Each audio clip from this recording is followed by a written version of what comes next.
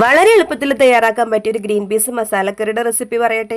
തലേ ദിവസം രാത്രി കുതിർത്തി വെച്ചിട്ടുള്ള ഗ്രീൻ പീസിലേക്ക് ഒരു പകുതി സവാള, ഒരു പച്ചമുളക്, കുറച്ച് വേപ്പില, ഇഞ്ചി വെളുത്തുള്ളി പേസ്റ്റ്, മഞ്ഞൾപ്പൊടി, ആവശ്യത്തിന് ഉപ്പ് എന്നിവ ഇട്ട ശേഷം നമ്മൾ നന്നായിട്ടൊന്ന് ഇളക്കി കൂട്ടുക. പാകത്തിന് വെള്ളം വെക്കുക കേട്ടോ, ഓവർ വെള്ളമല്ല, കുറച്ച് വെള്ളം. എന്നിട്ട് കുക്കറിൽ ഒരു 3 വിസിൽ കേൾക്കുക. അത് അവിടെ കേട്ടിട്ട് അങ്ങോട്ട് മാറ്റി വെച്ചേക്കാം കേട്ടോ.